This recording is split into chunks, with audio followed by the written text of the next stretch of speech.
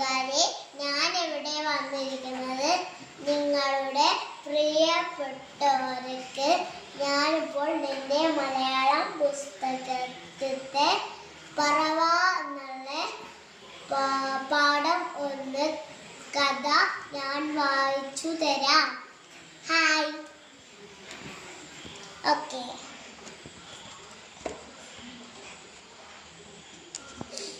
പാഠം 1.